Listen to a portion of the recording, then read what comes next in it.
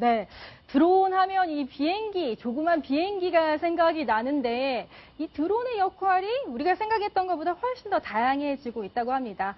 과연 어떤 변화상을 맡고 있는지 한번 보실까요? 화면 속인데요. 세상에 음식 배달을 드론으로 한다고요? 네, 그렇습니다. 지금까지 드론 하면 주로 군사용 이제 기계를 많이 연상을 했었죠. 폭격을 하거나 정찰을 하는. 근데 최근 미국에서 드론으로 배달을 하는 사례가 처음으로 이루어졌다고 합니다. 샌드위치하고 도너츠, 커피 뭐 이런 이제 음식들을 특별한 이제 그 상자에 담아가지고 네. 한 2km 정도 떨어져 있는 가정집에 배달을 성공적으로 했다고 합니다. 그래서 미국에서 당국의 허가를 받은 첫 번째 상용 배달용 드론입니다. 네, 일단 이제 순기능만 우리가 살펴보고는 있는데 드론을 이용하면 좀 사고도 예방할 수 있다, 뭐 이런 얘기도 있다죠? 그러니까 지금 우리나라에서도 이제 할 건데요. 네. 경포해수욕장에서 이제 7월 15일부터 8월 16일까지, 그러니까 피서객들이 가장 많을 때잖아요. 그렇죠. 그때 인명구조용 드론을 2대 띄우기로 했답니다. 네. 그러니까 쉽게 말해서 사람 눈으로 볼 수 있거나 사람이 직접 가서 보는 건 한계가 있으니까 네. 드론이 공중에서 보다가 만약에 밑에 누군가가 사람이 빠져 있으면 거기서 메고 있던 그 튜브 같은 걸 던져주면서 네. 구조하는 방식이니까요. 네. 이거는 정말 그러니까 사람이 할 수 없는 부분을 드론으로 확장을 해서 인명을 구조할 수 있다고 하니까 이건 저도 좀 기대가 되네요. 한번.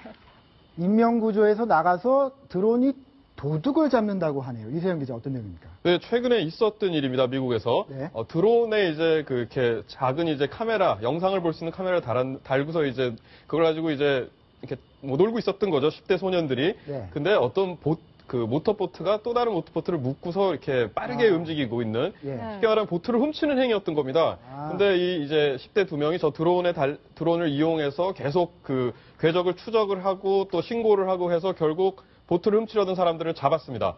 드론을 이제 굉장히 처음엔 취미로 이렇게 뭐 하다가 이런 상황에서 도둑을 잡는 데 사용한 겁니다. 예. 그렇군요.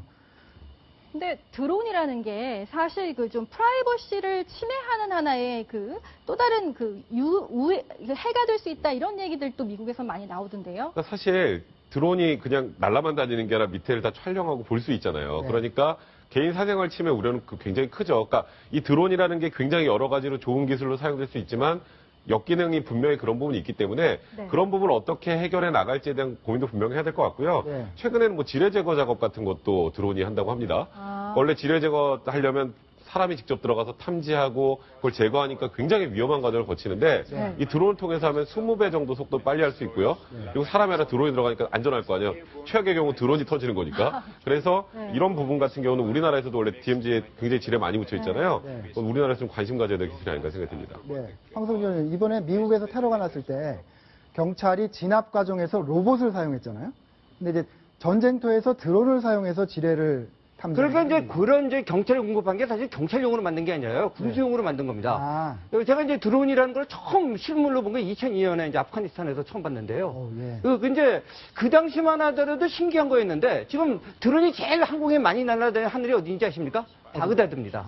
그러니까 아직까지는 이제 군사용으로 쓰기 때문에 바그다드에서는 사실은 드론끼리도 충돌나는 사고가 나갔고 네. 미 공군이랑 육군이랑 멱살 잡는 사건도 났습니다. 그러니까 드론을 어느 부대가 관리하는 거냐, 네. 어느 단위에서 어느 정도까지 하는 거냐 해서요. 진짜 심하게만 바그다드 상공에는 하루에 한 300대 정도 에서 500대 정도 드론이 떠다닌다고 합니다. 아, 그렇군요.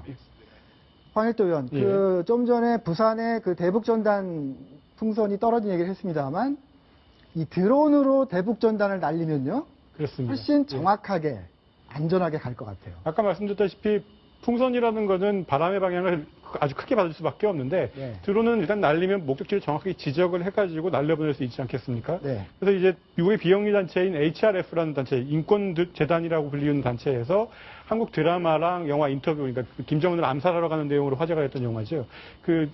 영화를 담은 USB를 담아서 천여 개를 지금 북한 땅에 드론으로 날려보내고 있다라는 소식이 들어와 있습니다. 네.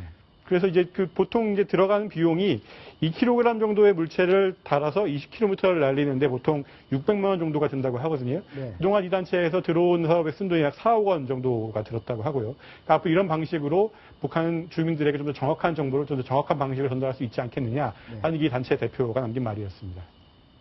아무래도 기술이 발전하면서 우리가 북한 인권을 개선할 수 있는 방법들도 계속 개발이 될 것 같아요. 어떤 미국의 단체에서는 북한이 인터넷을 자유롭게 쓰지 못합니다. 그래서 위성으로 인터넷을 쏴서 북한 사람들이 인터넷에 접속할 수 있게 하는 그런 아이디어를 낸 걸 봤는데, 꿈은 언젠간 이루어지겠죠. 기술이 계속 발전하니까요. 아마 마지막 소식 들으시면 제 말을 실감하실 수 있을 겁니다. 마지막 소식으로 넘어가겠습니다.